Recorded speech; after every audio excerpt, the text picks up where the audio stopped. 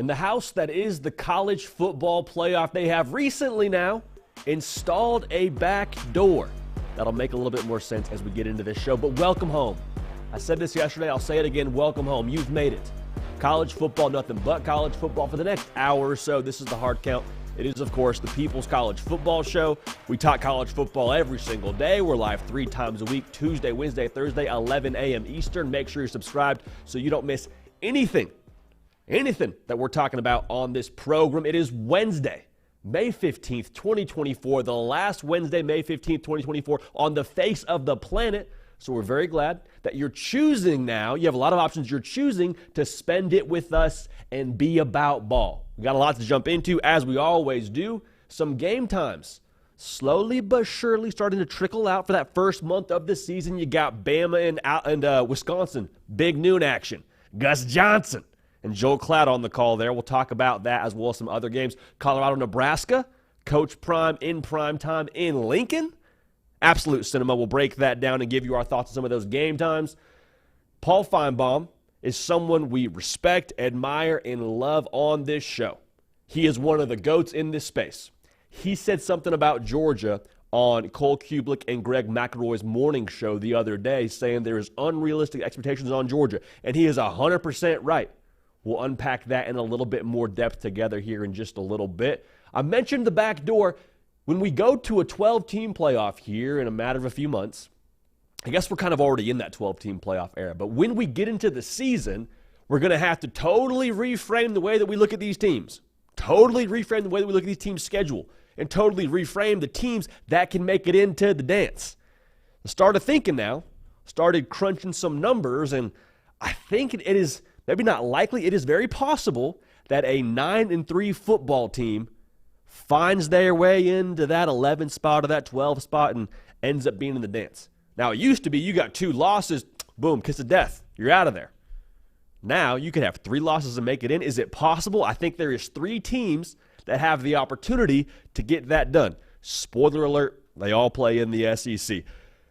Had a college football take from one of y'all, the hill that you are willing to die on. If you've been tuned into this show for any length of time, that's a segment we do here. It's not nearly as morbid as it sounds, but the take that you had was involving the win total for the Texas Longhorns. So we will indirectly give you a little bit of a spoiler in that department as well as to how good we think Texas is going to be this year. So we'll talk about that. Finally, we released our top 10 quarterbacks in the sport for college football at the end of this upcoming season yesterday. Got a lot of pushback on Will Howard, man. Will Howard and the Will Howard slander needs to be addressed, so we're going to do that at the end of today's show. We're glad to have y'all a part of this. I said it before, I'll say it again. You got a lot of options, not just with the college football content you choose to consume, but how you spend your time on a Wednesday afternoon or Wednesday morning. Whether you're listening on podcast or whether you're watching on YouTube, subscribe to that feed. So if you're watching on YouTube Live right now, little subscribe button under the picture. And if you're listening on podcast, we appreciate you. Subscribe, rate, review, all those good stuff, all those good things, and just helps us operate the show in the most efficient manner possible. But the most efficient way to move forward here is to jump right in so we don't waste any more time. Some game times for the 2024 college football season are slowly but surely starting to find their way to the public. And there's a couple of these games that raise some eyebrows in terms of the times they got.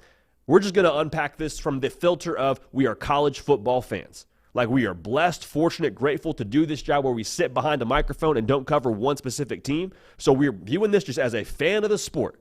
And the game that got, I guess, the most pushback, if you will, when it comes to the time they're playing at, Alabama at Wisconsin, week 3, big noon. Like, I don't understand why we're pushing back on this. You get Gus Johnson and Joel Klatt on the call. I mean, you're going to get some kind of iconic, and there goes Milroe. Like, that's my Gus Johnson impersonation. I understand that's not going to be anywhere near what it sounds like, but having Gus Johnson calling SEC football, that's going to be a lot of fun. Full transparency, I also feel like when you have a Big Ten game played at noon, it just kind of feels right to me. Ohio State, Michigan, that game's at noon. Typically, whenever Big Noon has a Big Ten game, whether it be Michigan, Penn State last year, it's usually a pretty high-stakes, high-impact kind of game. Like, that is the big stage for that conference. I love it. It'll be in Madison. It'll be electric. And if you're a fan, I mean, this helps shape up your Week 3 college football Saturday, like, perfectly. because you'll have this one to start the day, start it with a bang. And then hopefully we'll see where these times end up falling, but you got Texas A&M at Florida, Georgia at Kentucky, LSU at South Carolina. I'm imagining one or two of those will be later in the day, if not all three. And then for my sickos, if you watch this show, you're probably a sicko. So if you're watching this show, we got Oregon at Oregon State at some point during this day. That's going to be a lot of fun, so we'll lock in for that one. Bottom line, Week 3 is going to be great. Having Bama at Wisconsin at noon, first world problems, we love to see it. Clemson and Georgia is at noon in Atlanta, and this also got some pushback, which anytime you see a Week 1 game being played in Atlanta, it's usually not a night game from what I've come to expect from those kind of games. I don't get the outrage around this one. And, let's just have a very transparent, very candid conversation. Can we be honest about this game? I don't think it's going to be close. We're going to predict it when it gets here. We're going to break it down. We're going to give you our official pick then, so we reserve every right to change it. But I don't think it's going to be a close game. Here's the other thing, too. Vegas doesn't either. They got Georgia favored by 13.5 points. So if you're going to have a big brand matchup with Georgia and Clemson, and it could be a good game. I don't think it will be close, but if it is a good game, you'll be able to watch that during the noon window, kind of get your day started with the bang, much like Alabama at Wisconsin. But if it's not an exciting game, great. You got a bunch of other games throughout the day to look forward to. And your day didn't build up to a night game in Atlanta where Georgia ran Clemson out of the building by 3 touchdowns. So I think also it's worth noting that this game is at a neutral site, which we've already established, but I appreciate the fact that during Week 1, we got a lot of bangers in Week 1, and we're preserving the electricity of a Week 1 night game for an on-campus game, which we'll talk about here a little bit later. So no shade against Clemson. We're just kind of calling it as we see it right now. I think Georgia's going to roll in that game. It's a nooner. It'll be fun. Let's roll. Now, the night game for Week 1, Notre Dame at Texas A&M.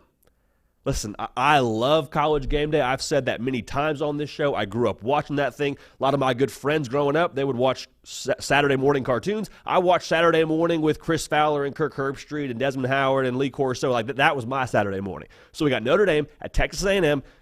Game day going to College Station, coming to your city, 7:30 Eastern kick.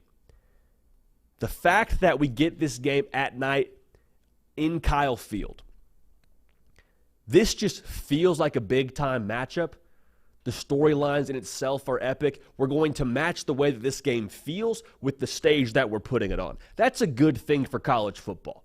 The storylines in themselves are epic. I mean, you got Mike Elko and Riley Leonard, both previously at Duke. Now they meet for their first time with their new schools on opposing sidelines.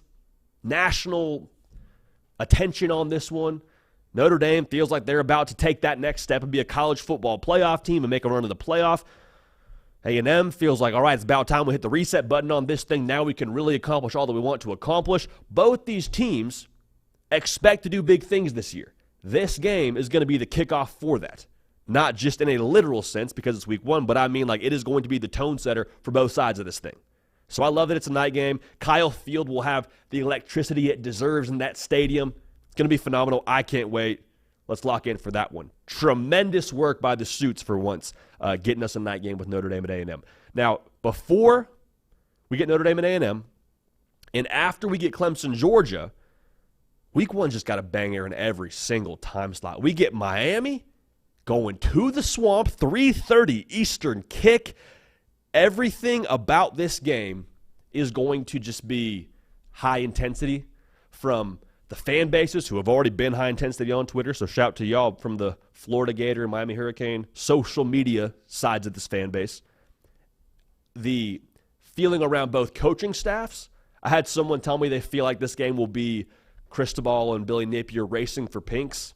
I don't know if that's going to be the case in this game, but there might be some kind of emotion behind that. It's a rivalry game. Also, kind of similar to what I said about the Big Ten having games at noon that are high impact and kind of the big stage for them.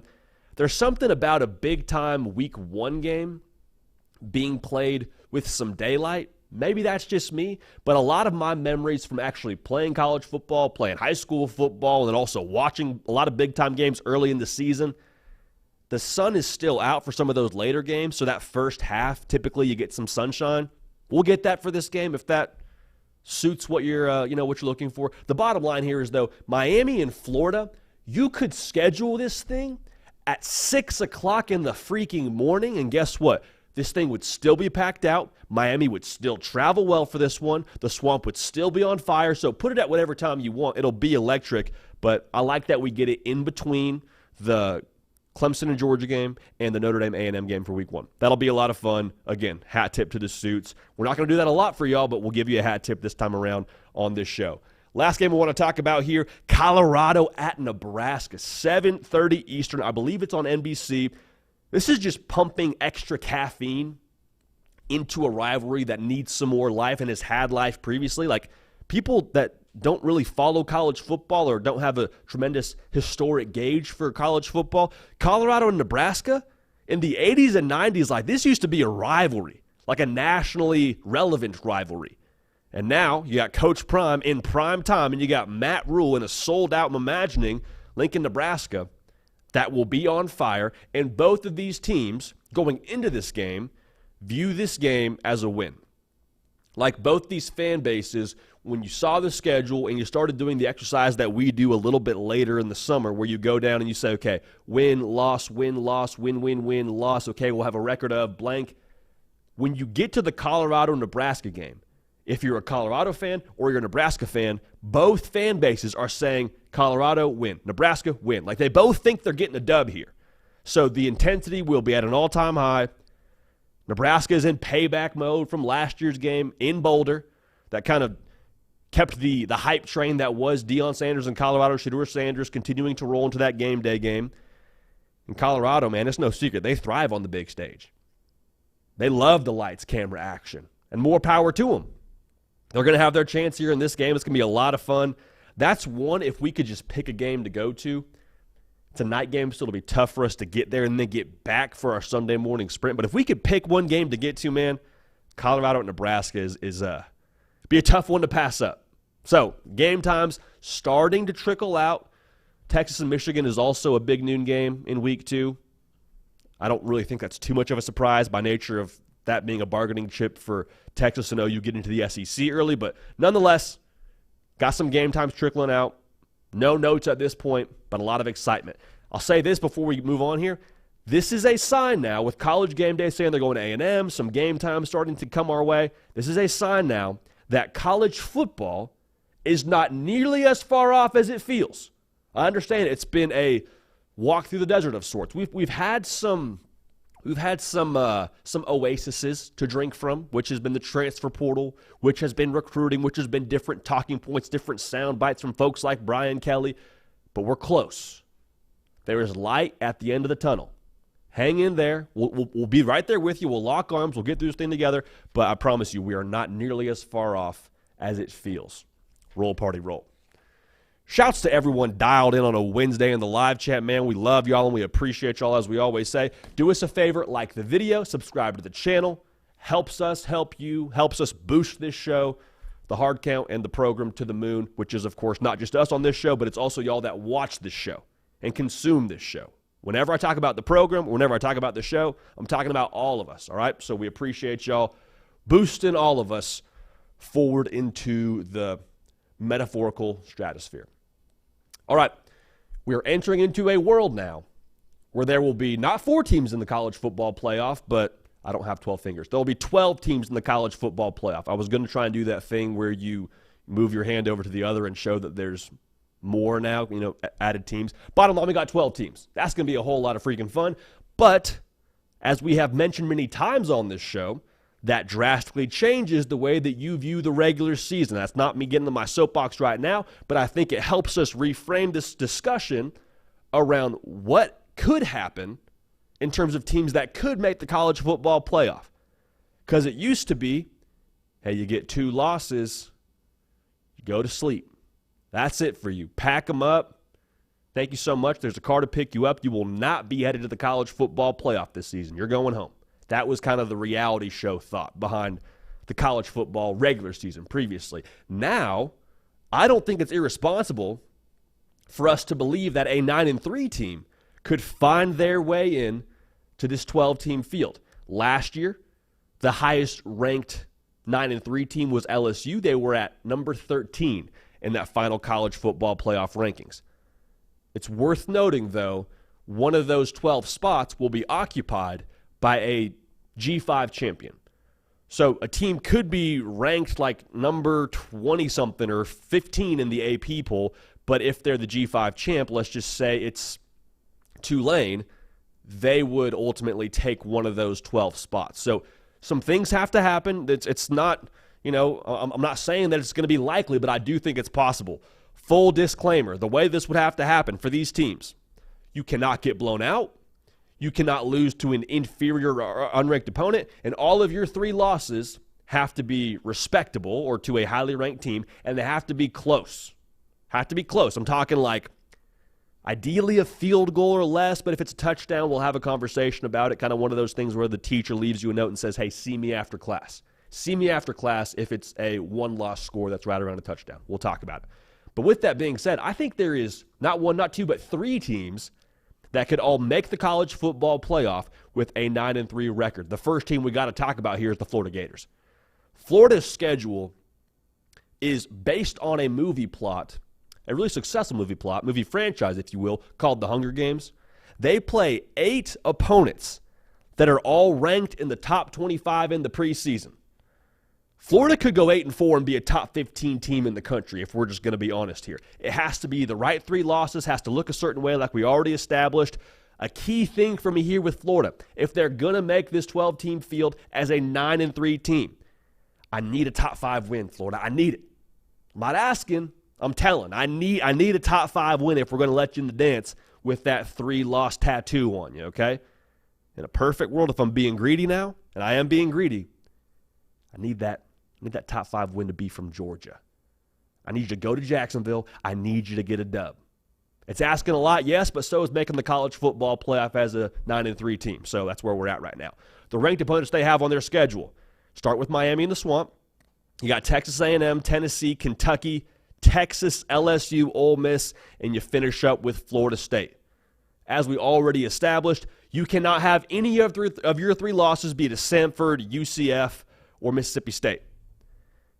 Also worth noting for Florida, I do not believe that you can make the college football playoff as a 9-3 team if you lose more than one of your final 4 games.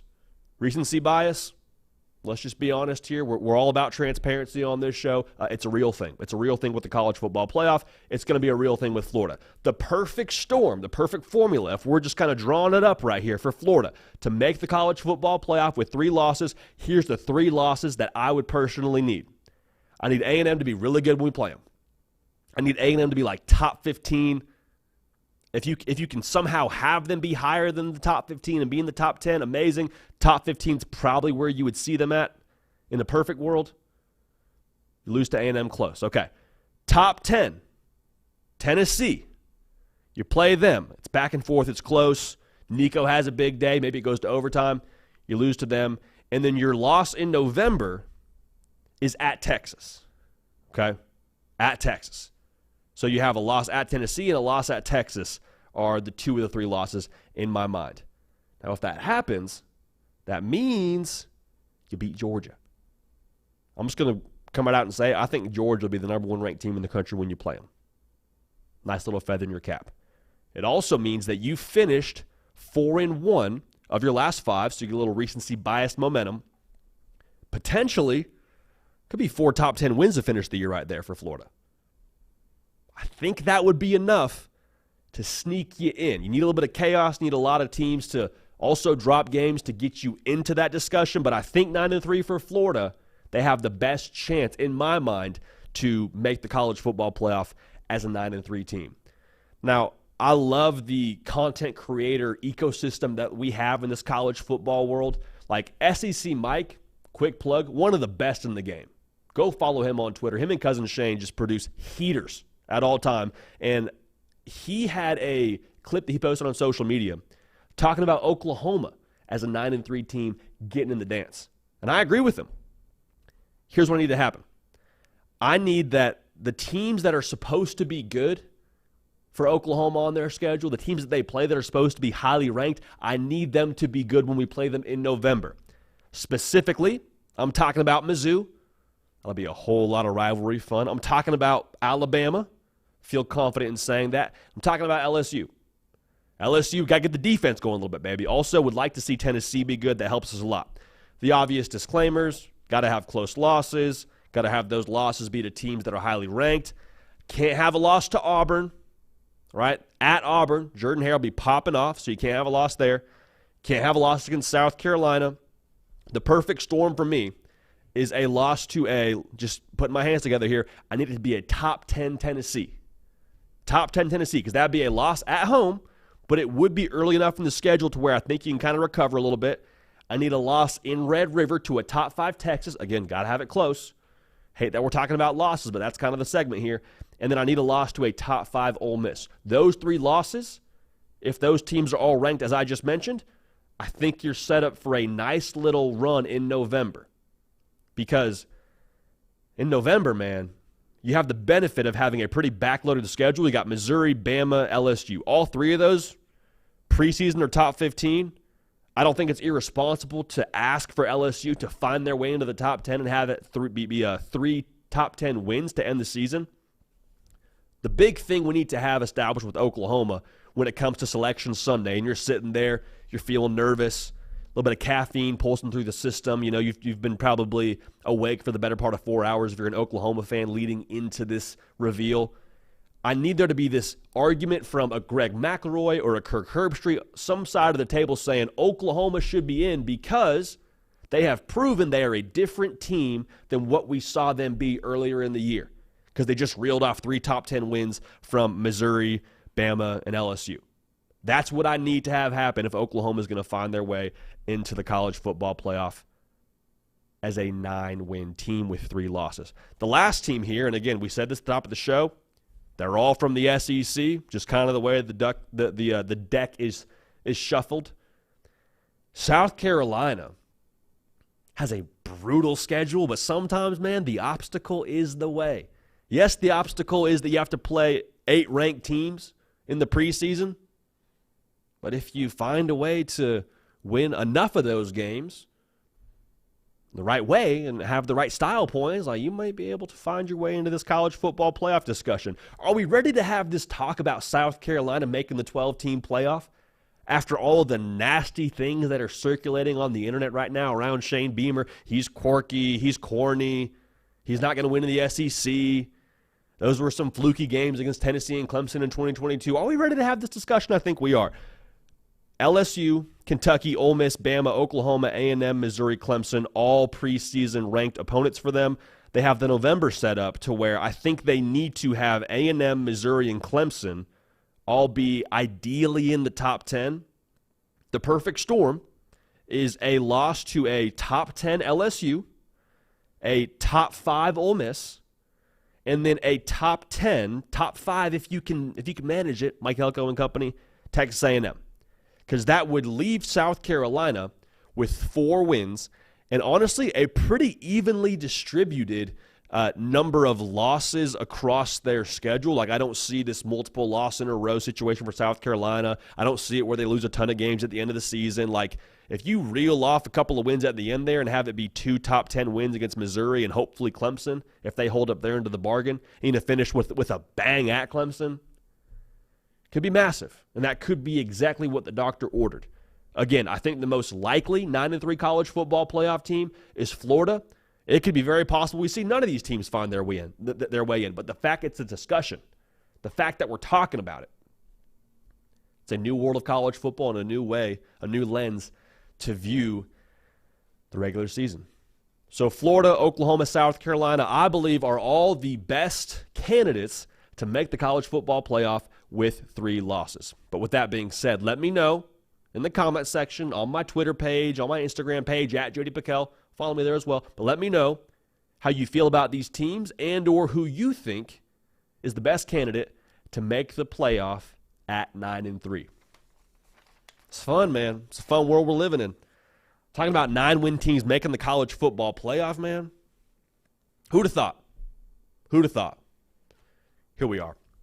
Here we are in the college football world. It's funny. So I This is a rabbit hole, and we're not at the 16-team playoff yet. But I think everybody with some common sense sees us go from 12 to 14 without even playing the 12-team playoff yet, even seeing if it works yet, and saying, okay, it wouldn't be unreasonable if we got to 16. I think most reasonable folks believe we'll get to 16.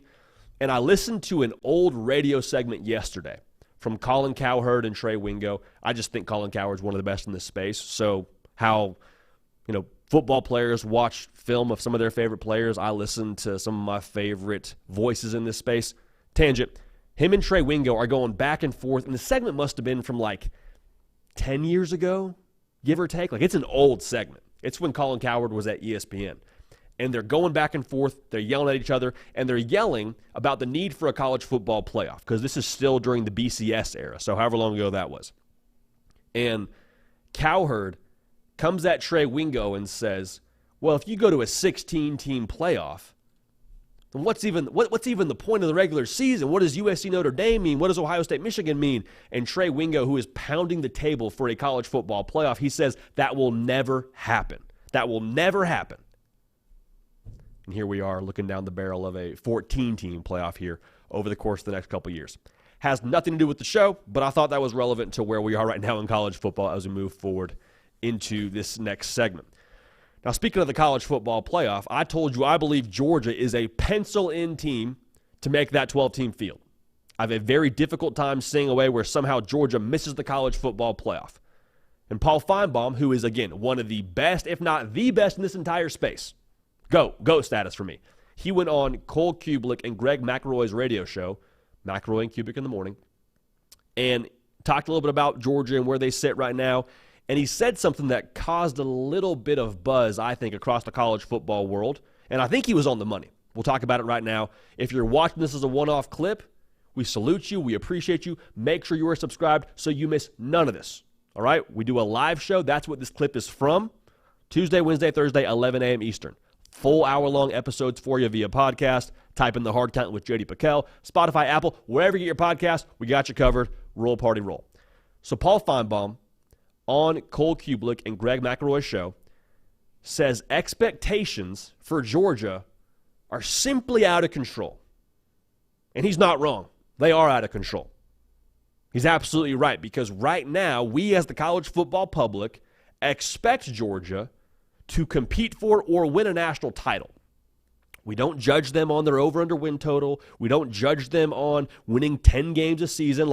They've earned those expectations. And so he goes on to lay out this hypothetical as to why that could be a negative thing. He says, let's say that Georgia in 2024 doesn't win the college football playoff. And then let's say the next season, some things don't go their way. They have a quarterback get hurt. They have somebody leave, as Paul Feinbaum says. And they somehow go 9-3. Fan base gets a little bit edgy. Fan base is a little bit discontent. And you got Kirby Smart sitting there and saying, well, I just won 2 national titles for you. How am I getting any heat right now? We got 2 trophies out there in Athens that are just hanging out from what I did not that long ago. And now you're upset about 9-3 and not winning the college football playoff? What's going on here? And the comp that he used was Clemson. Because Clemson, 6 college football playoff appearances in a row, and then now they've missed the playoff 3 years in a row. And there's a feeling across different circles at Clemson that, hey, is Dabo Swinney the right guy? And I think Dabo Swinney is absolutely the right guy for the time being, but that was sort of the conversation that began to arise, and that's sort of the point that Paul Feinbaum is trying to get at. Is Georgia headed towards the direction of Clemson if they don't deliver on these massive expectations?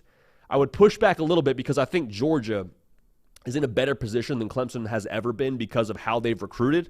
From 2021 to 2024, Georgia's average recruiting class rank is in the top 3. Clemson, in that same span, has had 1 top 10 class. And I'm not saying Clemson hasn't recruited well previously. They definitely had top 3 classes and top 5 classes, but like Georgia, I think, has the cupboard a little bit more stocked to keep that from happening. I also think that a lot of the frustration around Clemson for Dabo Swinney comes from the frustration of his lack of adaptation to using the portal, and there was some thoughts around how they used NIL early on. Like, all that's to say, that's Clemson, that's Georgia. I think there's some distinct differences that could keep that from being the case for either side. When we talk about expectations, though, I think there is 2 different versions of expectations. There is external expectations and there is internal expectations. External expectations are from a fan base level, and you earn those. Let's be real. Georgia has earned those expectations. Over the last 3 seasons, what have they gone? 42-2 with 2 national championships? They've earned those expectations, okay? So if you're a fan, you have been conditioned to expect national championships. The thought for me is it's like Christmas morning. If I get 20 presents for 2 years in a row as a little kid and I get 10 the next year, I get 15 the next year, I'm like, wait a second. Why don't we have 20 presents? Now, 20 presents is a lot of freaking presents. I don't think I've ever gotten 20 presents in my lifetime as a kid when it came to Christmas morning. But if you were getting 20 presents a year, you had been conditioned to expect 20 presents a year on Christmas morning. Why? Because you're like, okay, we must be good for it. That must be the kind of lifestyle we're living here with this family. That must be how my parents are living right now. Dad got a bonus. I don't know. Something's working out to where I get 20 presents a year. Same thing for Georgia fans. They're like, well, we recruited at the top 3 level, got the best coach in college football, got the best quarterback, for my money at least, in college football, have talent all over the field, have draft picks all over the field year in and year out. Like, we must be good for it, has got to be the thought if you're a Georgia fan. And so are there heavy external expectations? Of course, but they have been conditioned to have those expectations. I don't think that's a bad thing. Now, the internal expectations, I think, is where this conversation really gets a little bit more interesting. Because as much as there's heavy expectations from a fan-based level and a national perception, and Vegas has them, I believe, right now as the odds-on favorite to win the national championship, nobody expects more of this team than the staff and the players within that building. Okay? You don't believe me? There's an internal standard that's set at Georgia that is independent of betting odds, independent of message boards, independent of this show. And their standard every single day is to be elite and to be excellent in all that they do. And you can say that, but it's another thing to walk that out in practice. A perfect example of this, the Florida State game. Georgia, they lose to Alabama in the SEC title game. Heartbreaker. Guys are dinged up. You feel like if you played it a couple more times, maybe things would be different if you have Brock Bowers and Ladd McConkey healthy. It went how it went. So you look forward to your bowl game against Florida State. What changed? Well, the potential of winning a national title changed. The potential of winning the SEC championship changed, but you still got a game to play. You saw minimal opt-outs, and you saw Georgia wipe the floor with Florida State. Now, Florida State, on the other hand, had a lot of opt-outs. This isn't a Florida State segment. The point I'm getting at here is that internal temperature is set to 100 at all times, regardless of practice, regardless of game, regardless of winter conditioning. Like, it is always set at the same exact spot. Why? Because of who that head coach is and who they recruit and how they bring those recruits into their program. Not program, because that's what Kirby Smart's running out there. So nationally, are the expectations out of control? Absolutely. 100%. Anytime that it is national championship or bust, is that fair? No, not at all. Is it unrealistic? Also, no. It's not unrealistic at all for Georgia. Why? Because they have the best, if not one of the best, on par for the best roster in all college football. Like I just said, they have the best coach in college football. This thing is built to go win gold. That's what they've built in Athens. That's what they expect in Athens, internally. Forget the preseason win total. Forget what they're saying over at Dawgs HQ. This is how they feel in that building, is we want to win a national championship. It's one of the things that Carson Beck came back to Athens for. I'm not going to pretend that NIL didn't have some factor to do with it. I'm sure that it did, and good for him. That's good financial savvy. But he came back to get his own national championship as a starting quarterback. That's been made pretty clear. So what I'm trying to say here is, are expectations ridiculous and out of control for Georgia? Of course. But I promise you, regardless of what was being said outside those doors, they'd be just as out of control within that building. Because that's who they are. It's what they do. And it's not like a looking towards the end of the season kind of thing. And, oh, man, I can't wait to hoist that trophy. It is a, we win the national championship today in practice, today during winter conditioning, today during this lift. And you know what? That standard they have internally, that's why they produce those NFL draft picks they do. That's why that development factor at Georgia shows itself every single year right around combine time. Because you demand the best out of everybody. You get the best out of everybody. you bring your best to the table, and then when you compare it to everybody else across the country who doesn't have that same standard as you, it's when you end up winning big time.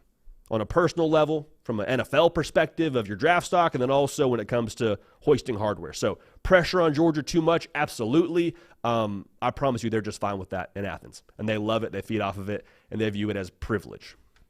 They may not view it as all, actually. They may not even have a thought on the external pressure, but it is what it is.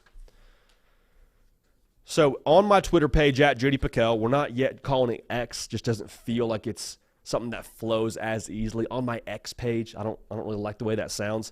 On my Twitter page, I put out a prompt, have had it out there for a few weeks right now. We got over 100 responses, so we're still going through those. Ron from Oakland. And the prompt is, what college football hill would you die on preseason? To provide a little context here. Ron from Oakland, his college football hill that he would die on in the preseason is that Texas, the Longhorns out there in Austin, they will not win 9 games this season. What does Vegas say? Well, FanDuel has the over-under win total for Steve Sarkisian and the boys at 10.5 wins. So Vegas and Ron from Oakland here were disagreeing. That's okay. Let's unpack this together. How would this happen? How would let's just say they fall to 9 games. How would they go 9-3? Well, their 3 highest ranked opponents are at Michigan, week 2. They got Oklahoma and Red River, and then they play Georgia. Now, that 4th loss, where would it come from? Kentucky could be sneaky. I'll say this, the game at A&M, even if A&M has won 0 games going into that one, there's no way of knowing what's going to happen. Like, throw records out the window. That rivalry is as intense as any in college sports, and they're rekindling it here now for the first time in a minute. First time in the SEC, like that one's going to be bananas. It won't make sense. So delete common sense from the logic file when you break down that game. The ingredients for concern, the ways that this could happen if you're rooting for Ron's hill that he's dying on here of Texas not winning 9 games, is Quinn Ewers, as good as he is, and to be real, I think he is one of the best quarterbacks in college football. I think he'll be a top 3 kind of quarterback, top 2 kind of quarterback in the sport this upcoming season. Hasn't played a full season just yet. Got dinged up his first year as a starter. Got dinged up last year as the starter. Still did numbers. Still got him to the college football playoff, but hasn't played a full season yet. Can he stay healthy? That's a very big question. Some new weapons. Okay, Xavier Worthy, he's gone. Adonai Mitchell, he's gone. How do those guys translate into the system? Is it just plug and play? Is it copy and paste? I mean, it sounds nice. It's a nice thought. Is that going to happen? I think that's a fair question to ask. And then also you lose not 1 but 2 defensive tackles that are all-American caliber, and Tavondre Sweat and Byron Murphy. It's not necessarily an easy thing to replace. So I see the path here is what I want to make sure we say. We support Ron from Oakland because he supports us in terms of being dialed into the show. With that being said, Ron, I can't join you on that hill, brother.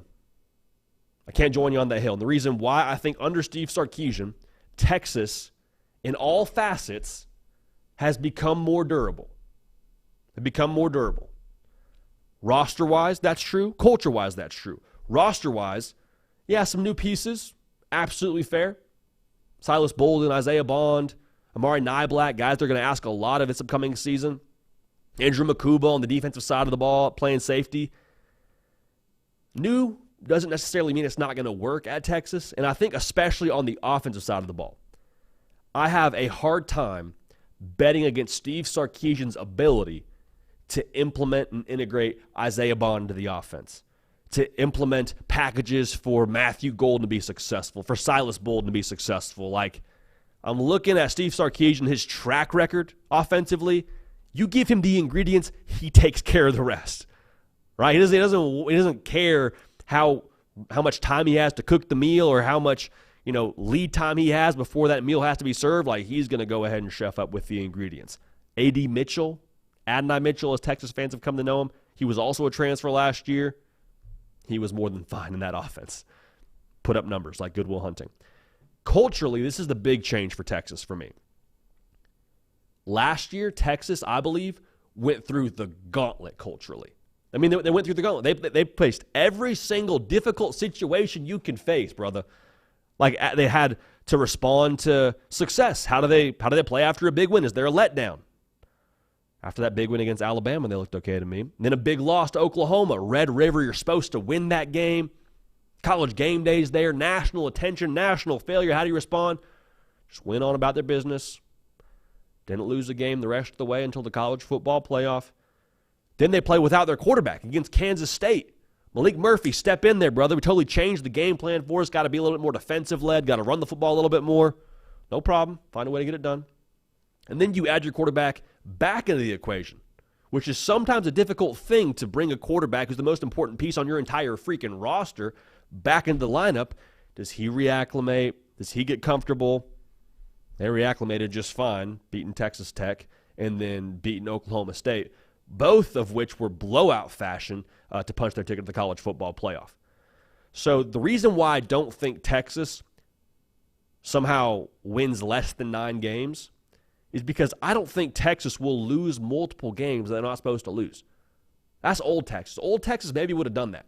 Culture was a big question mark for a long time before Steve Sarkisian got there. Even in the first couple of years Steve Sarkisian got there, that was a question mark. The thing with me, though, this new Texas, I just mentioned the culture. A lot of that leadership from last year is back. We talk a lot about returning production because it matters on the field. There's no way around it. But I think also returning production speaks to returning leadership. And Texas is top 25 in the country in returning production and, from my estimation, returning leadership in that sense. 70% of last year's production is back in Austin. So this is new Texas now. Old Texas, yeah, it would have been fair to say maybe they find their way to 8-4. There's still some things that could make you feel uncomfortable if you're a Texas fan. I mentioned the new pieces. I mentioned Quinn Ewers. But at the end of the day, I think Steve Sarkisian's just getting started. I think last year was laying the groundwork for the future in Austin. And I think with the quarterback they have, with the leadership they have, with the weapons that they added, and I think how much better they're going to be on the back end of that defense, even though they lose some pieces up front, on the back end of that defense, I think they're going to be improved. They got 4 of 5 offensive linemen back from last year. Like, they're going to be able to have the leadership and then also have the play style to shape-shift a little bit. Hey, we get in a rock fight. Let's say it's a rainy day for whatever reason. Can't really grip the football and spin it and get to our go-to pass game plays. That's fine. C.J. Baxter. Let's let him cook. Let him eat. Alfred Collins, you're the new bell cow up front, brother. Go lead that charge. I think they're good enough to be able to play a tough rock fight kind of style of game. I think they have the pieces to do that. And then also, I think they can play a shootout kind of game. Last note I'll mention here, if the absolute worst happens, and this is something that I even hesitate to talk about on this show because I really just hate talking about injuries and trying to forecast those because there's no way to do it. But if history repeats itself for a third time and you have to play some games without Quinn Ewers, who do you have behind him? Arch Manning. So we'll leave it at that. But, Ron, we appreciate you adding to this conversation, brother. You are the absolute man for bringing your thoughts and feelings to the show and bringing the college football hill that you are willing to die on to the show. Unfortunately, we cannot join you there. We believe Texas will win more than 9 games in 2024. FanDuel saying, though, man, if you think they're going to win less than 9 games, 10.5, they're throwing money at you. They're throwing money at you if you like the under for 9 wins. Promise you, you'll be able to make a killing, if you will, to get those 20 Christmas presents early for the kiddos. All right, one more segment here that I want to hear from y'all. So if you're watching live right now, at the end of most every live show, we go to the live chat. We go to Nick Break. We queue it up. We talk some ball with y'all, and it's a real good time. So 1, like the video. 2, subscribe to the channel. 3, get your live chat question in right now so we can start to get those together for the end of this show. Before we get to that, though, I want us to address the Will Howard slander that is currently taking place in our college football ecosystem. If you watched yesterday's show, I put out my top 10 quarterback projections for 2024, which it wasn't a current ranking. It was a when we get to November, when we get to college football playoff time, who will be the top 10 quarterbacks in the sport. Now, yours truly had Will Howard at 9. I don't back off of that. I regret nothing. It is what it is. But there were so many comments, not just from this list, but also previously around Ohio State, mostly aimed at Will Howard, saying, this guy's Kyle McCord 2.0. Ohio State is going to be mid once again. They just made a lateral move at quarterback. They still don't have a guy to drive the Bentley, is one comment I saw. And my issue with this way of thinking is we think that we know who Will Howard is going to be at Ohio State based on who he was at Kansas State. And to be fair, he has a pretty strong sample size at Kansas State. He played a lot of games, played 34 college football games. So yes, you've seen him play a lot of college football. With that being said, quarterback, I believe, is so much having to do with what you have around you. And what Will Howard had around him at Kansas State, God bless Kansas State and God bless Manhattan, Kansas, a lot of 3 stars on that roster. I love 3 stars. I'm all about 3 stars. But with that being out there, Ohio State has a lot of 5 stars. So Will Howard was playing with 3 stars. Now he's going to play with 5 stars. Do we think there's maybe some wiggle room for a discussion around how much better he's going to be playing with better people around him, playing with the best backfield in America, playing with one of the best, if not the best, wide receiver cores in America, playing with one of the best offensive coordinators, I believe, right now in America, in Chip Kelly, who previously was a Big Ten head coach and is now going to be a Big Ten OC. He took that job on his own accord. Didn't get fired at UCLA. Decided to take the job at Ohio State to be the OC under Ryan Day. Same guy with Kyle McCord. Are we kidding ourselves right now? Are we really thinking he's the same guy as Kyle McCord? I want to put this out there. I think Kyle McCord is going to do phenomenal things at Syracuse. I really do. I think Kyle McCord, given his time at Ohio State, kind of got a bad rap, to be honest with you. But if you think he's the same guy as Kyle McCord, I would say, how are you calling the offense on 3rd and 2, 3rd and 3 with Kyle McCord playing quarterback versus how you're calling it with Will Howard? Will Howard ran for 9 touchdowns last year at Kansas State. Kyle McCord had negative 65 rush yards. Kyle McCord 2.0. Give me a break. Will Howard is 6'4", 240 pounds. You can call quarterback power with that dude and feel just fine doing it a couple times in a row. Kyle McCord, not really a running threat. 6'3", 215. Think he'll be successful at Syracuse, but Will Howard and Kyle McCord are very, very different players. Say what you want about how they throw the football. I think that there's some comps to be made there. They are very different players. Last year was Kyle McCord's first year as a starter at Ohio State. He was getting comfortable being the guy. He had waited his turn. I think Ohio State fans appreciated that about him. He could have gone and started somewhere else. He could have left when C.J. Stroud was the guy. He didn't. He waited his turn. Got to be the guy. Will Howard's played 34 games in college football. When they play that game October 12th in Autzen against Oregon, his pulse stay in the exact same spot it was pregame. Okay, maybe it's elevated a little bit, but you understand. He's not going to have the heebie-jeebies. He's going to have the shaking hands like you see from that one clip that's circulating around social media. He's going to be the cool hand. And the reason why I know that, yes, it's a different stage. Yes, it's a different conference. I saw this dude in the biggest game of their season last year at Kansas State. Kansas State goes to Texas. They get down early. Will Howard, Uncle Rico loosens up the arm a little bit, goes for a 327, 4 touchdowns, took Texas to OT. And Texas, need I remind you, was a college football playoff team last year and was a play away from being in the national championship game, or at least having a chance to extend that game and be in the national championship game. Look who else wanted Will Howard out of the portal.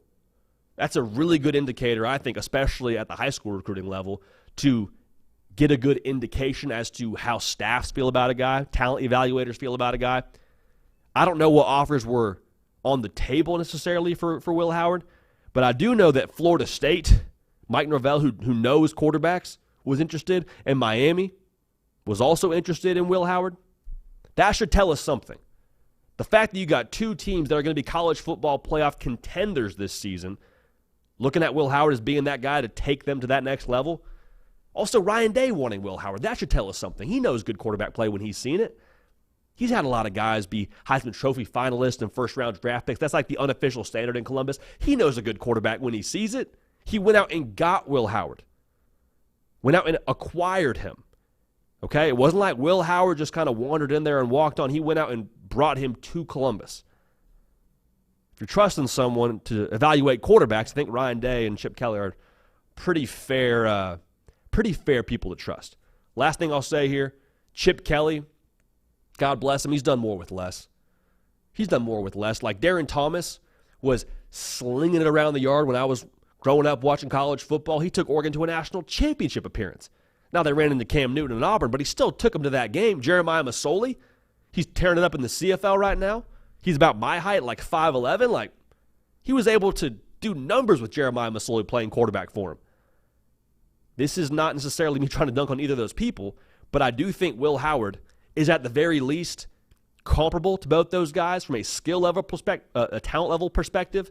And I think if we're just going to be generous or honest here is a better way to say it, I think he's probably better than both those guys from a pure talent situation. I do know neither of those guys had Travion Henderson and Quinshon Judkins behind them, and neither of those guys had the arguably best wide receiver room in America playing with them. So, Will Howard slander, say what you want to say, but I would keep a running tally of the receipts on Twitter. So if he starts going off, and if he ends up being a top 10 quarterback in the sport, we can go back and delete those so Old Takes Exposed doesn't come around and get us. But if we're wrong, we will be wrong. We will talk about it here together. We will own our misses. But the Will Howard slander, the Kyle McCord 2.0, the saying he's going to be mid, I don't buy it. I don't buy it for a second. And we make no apologies for that. No apologies. No apologies at all. All right, best part of the show now, getting into the queue a little bit here with the man running the whole show, and that is the heavy lifter, Nick Brake. Nick, what's going on, baby? What's going on in the chat today? Well, I was going to talk a little bit about what we just talked about, which was the Ohio State and Will Howard. How about that? We've got one from each side. Steven I love says, very excited about Howard and Columbus. And I want to hear your thoughts on this. OG Gary said, Howard is mid. Did you see that spring game? He was so bad. OG Gary. So, spring game, what do you think about that? OG Gary firing shots. Friend of the program, OG Gary. Oh, yeah. Regular. My Instagram friend. OG regular, and the G stands for regular. There's a G in the word regular. So that's why he's OG Gary. That's what it is. Stretch. You can't spell regular without OG.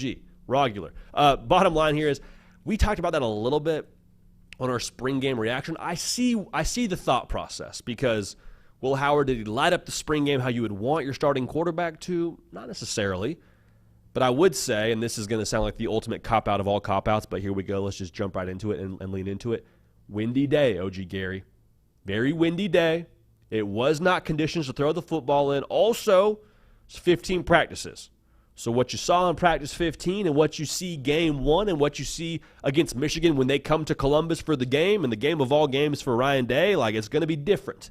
Going to be very different. Also, Will Howard and his legs, I think, will be utilized in the offense a fair amount. I think it's going to be a very big differentiating factor for him when it comes to Ohio State's offense. He was non-contact in that game. Wore a sweet non-contact black jersey. Ohio State, man, if they wore those black jerseys every single game, you would not hear a peep out of us.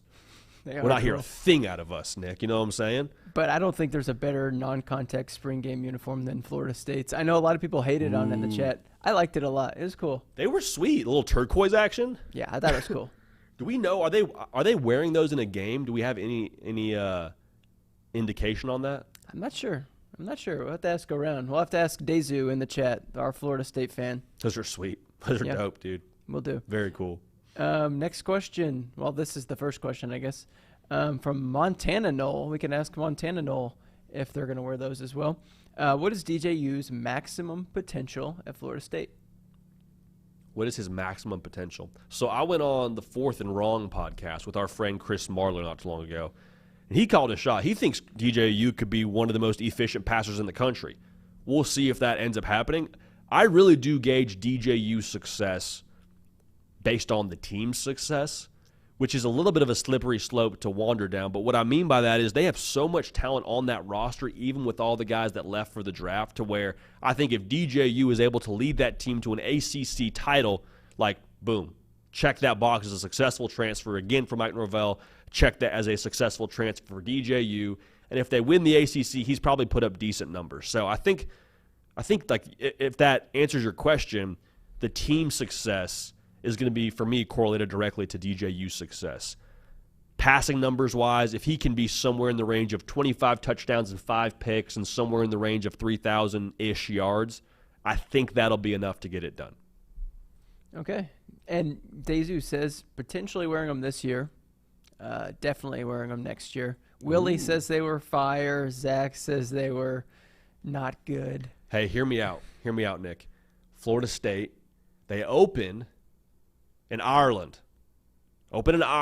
Turquoise isn't necessarily green, but if you have them, you know, you might as well throw them out for one game and kind of see what they think abroad, you know? Yeah, absolutely. Just close enough. Just a thought.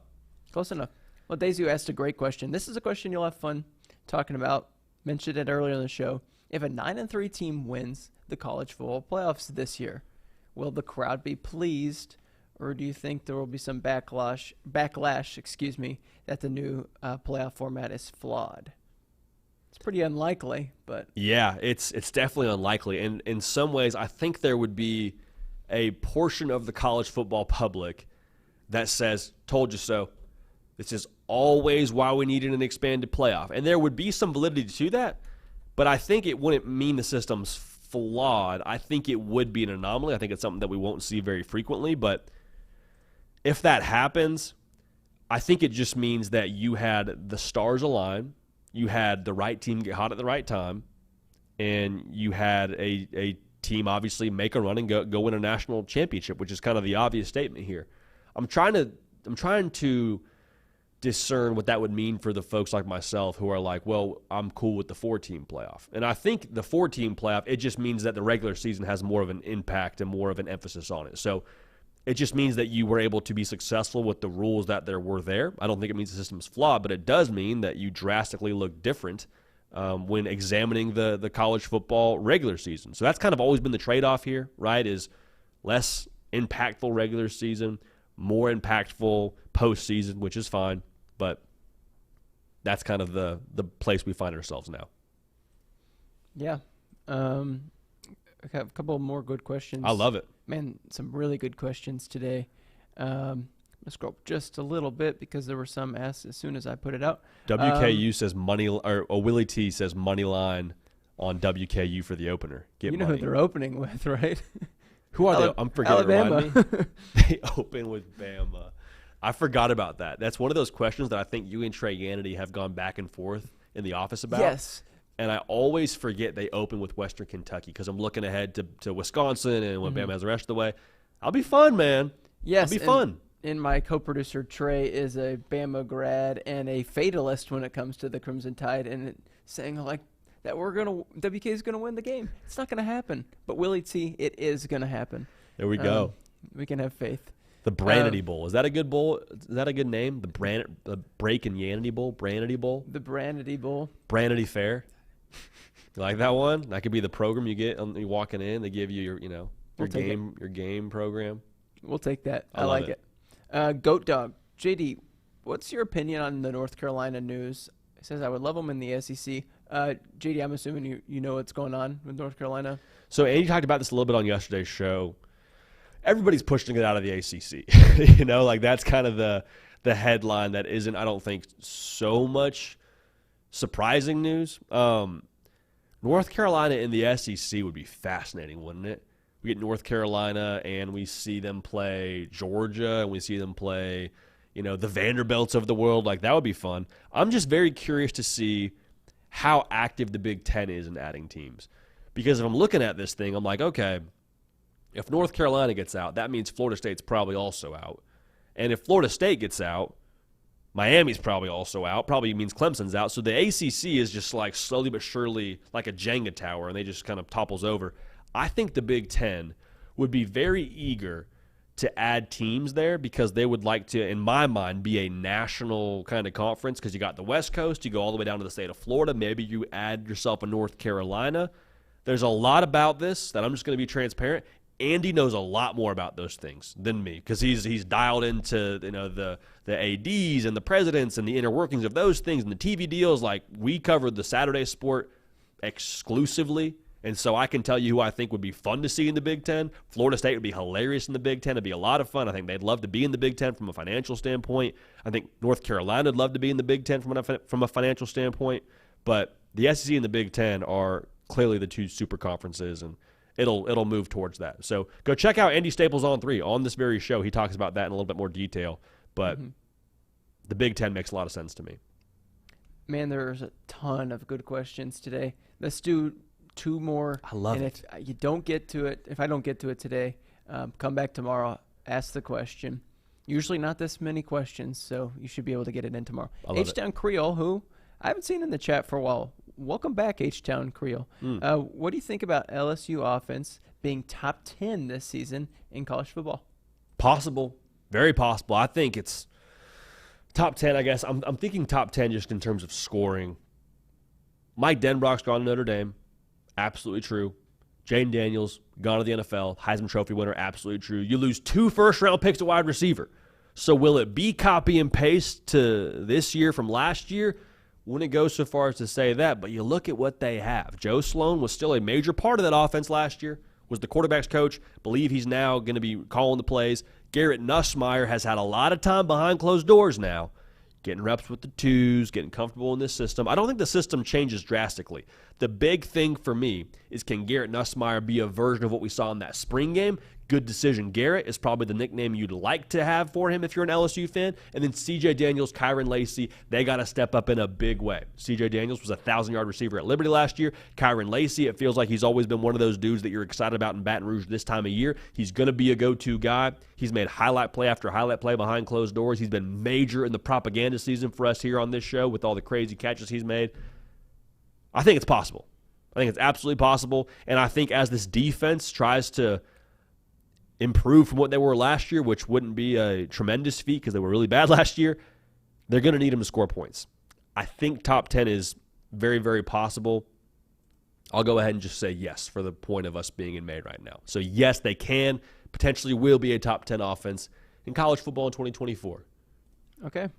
JD, before we get to the discussion, OG Gary, this is a fun suggestion. Are you planning on revisiting the your CFB Hills and predictions at the end of the season? Yes, absolutely. We have to. We have to. We did a segment similar to that in Houston the morning after. Mm-hmm. Houston was obviously where the college football national title was and where we stayed. And so we went from the game to back to the hotel room, wrote the show that night / that morning.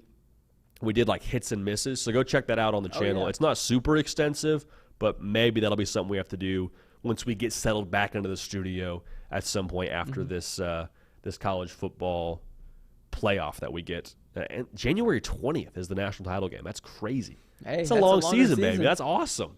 That's awesome. So will we unpack your college football hills you're going to die on? I think we should do that as well. So yes and yes. Our hills and your hills, we will die on them together, and we will unpack them and how we did on those hills. Yeah, sounds good. Okay, let's end on this one. The Truth, who has asked this a lot, so I'm going to get to it. What, in your memory, is the best worst to first single-season turnaround? A horrible season prediction to a surprise great season. TCU comes to mind. They were projected to finish bottom of the Big 12. TCU. They went to the championship. One, man. TCU's a really good one. So aside from that, maybe. Yeah, I'm trying to think. Auburn comes to mind. I'm forgetting what they were the year before, but when they got Cam Newton, that changed the entire game for Auburn. Clearly one of the best players in college football history. That might be the one that I would go with, just off the top of the dome there. I think Auburn and that jump to winning a national championship. One of the last ones of the BCS era. Auburn played in the last one of the BCS era against Florida State. I'll say Auburn and that magical run that Cam Newton took them on. That was fun. It's good. It's just a good time. I love this part of the year too because we get to unpack like different historical questions around the sport or comps from 20 whatever to now or 19 whatever to now, and I don't know. Those are kind of fun thinking exercises around this sport. Yeah, it's a good time. Absolutely. Any break takes for us, Nick, as we get out of here? I'm putting you on the spot. Anything on the top? We have kickball tonight. Is that true? Okay. Yes, I have a game tonight. How's the leg feeling, 1 through 10? I haven't played in a million years. We've had 3 games canceled this season. So Golly. This is it for us. The last game of the season tonight. Okay, burn the boats, baby. Yep. No retreat, no surrender, as Bruce Springsteen would say. Never. Bruce Springsteen, the boss. The boss, baby. Yep. I love that. Well, Nick, you're the man. We appreciate you, man. Good luck tonight, and we'll do this again same time tomorrow. Same time, same place. That's the man, Nick Brake. Hey, wish him luck if you can find him on the socials. He's a tricky man to find on the socials, but get at him, tweet at him, see if we can't boost him through here to Maybe he'll bat for the cycle tonight. I don't know. I think it's very possible. I think it's very, very possible. If you're betting props, I would take the overs on all of Nick Brake's numbers that are available out there. Hey, we appreciate y'all being dialed in and making this show what it is. Make sure you are subscribed. Make sure you've liked the video. Also, make sure you are following me on the social channels at Instagram, at JD Piquel on Instagram and on Twitter, or X, whatever you're calling it these days. We appreciate y'all, man. We love y'all. We do not take a second of this for granted. We don't take y'all for granted. Thank you for making this community what it is. We will keep this party rolling. We love y'all. We will see y'all next time.